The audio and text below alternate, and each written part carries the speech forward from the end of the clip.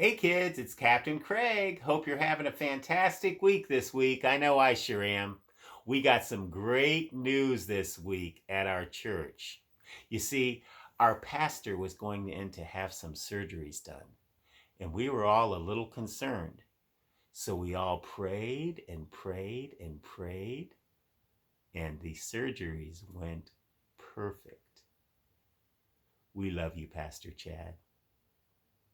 Now, you'll notice I look a little different this week. Yep, I got a haircut.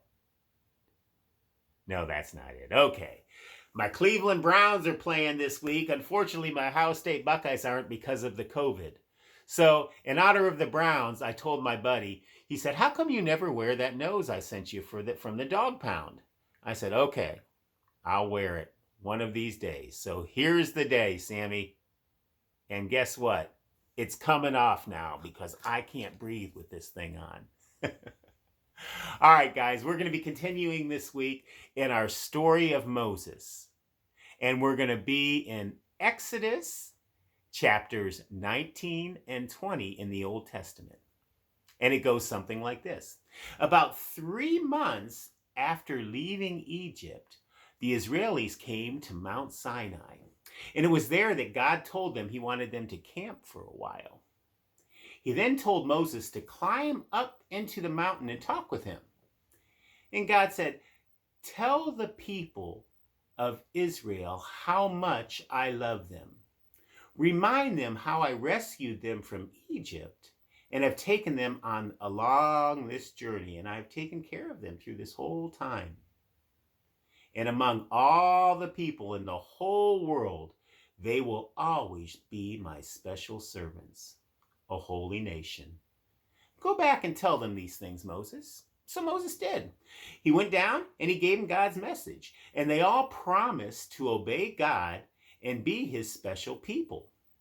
Then God told Moses that he wanted them to wash all of their clothing and be very careful not to sin. They must get their hearts ready to hear what God would tell them. They would hear a trumpet call, and they would know that God was ready to speak to Moses, to them through Moses. Only Moses would be allowed to go up on top of the mountain. Anyone else who tried to go up there would die. So the trumpet sounded, and the smoke rose from the mountain, and the mountain began to shake as the trumpet got louder and louder and louder. And all the people stood at the foot of the mountain, and while they watched Moses climb up the mountain. Now, God met Moses up there on Mount Sinai, and he told him he wanted the people of Israel, how he wanted them to live. First, he gave Moses 10 important rules that we now call the 10 Commandments. The first 4 of those rules tell how men, women, and children should feel about God himself. And the first is, "I am Jehovah, your God. You shall not worship any other God." See, our God made us and loves us, and he wants us to love and worship only him. This commandment warns us not to believe in any other false gods as some other people do. The next was, "You shall not bow down and worship any kind of idol." When this commandment mentions idols, it means more than just statues made out of wood or plaster or stone. Each of us can easily begin to love something more than we love God. It might be money, or nice clothes, or certain people, things that cannot, there are things that are like idols, but God says to worship only him. And the third is, you should not take the Lord's name in vain.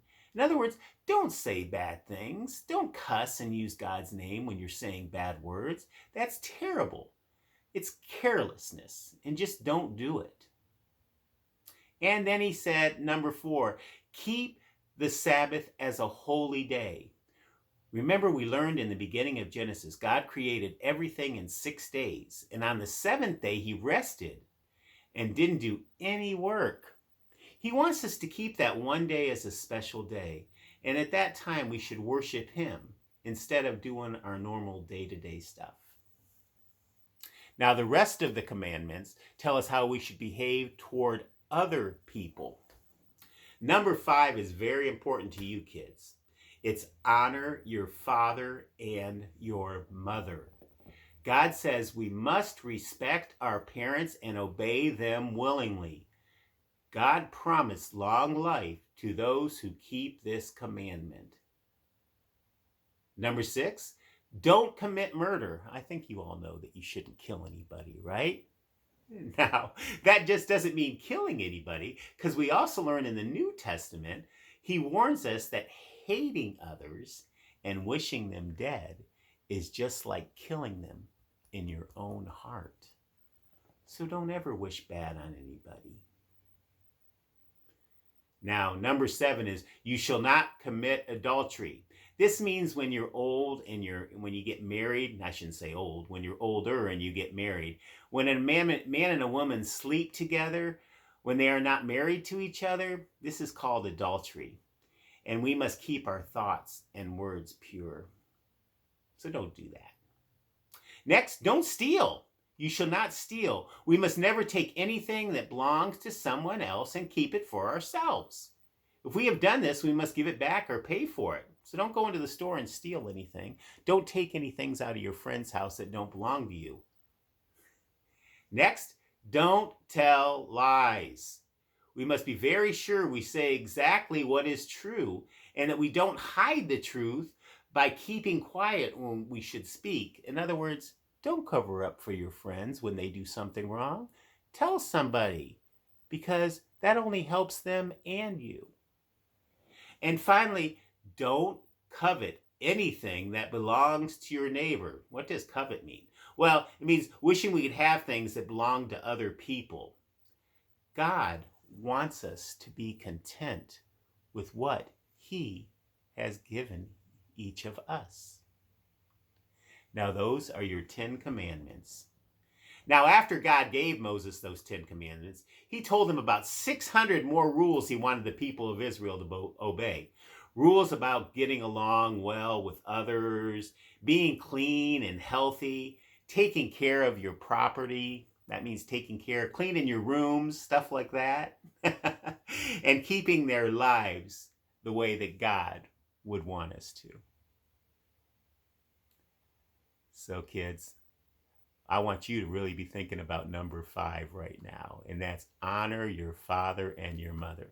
All the other commandments are very, very important, but always remember your mom and dad want what is best for you, even though you don't think so sometimes, but it's true.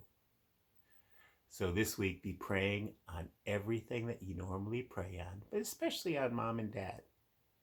What have they done this week that maybe got you a little upset, but know and think why they did that? You all have a great week. God bless.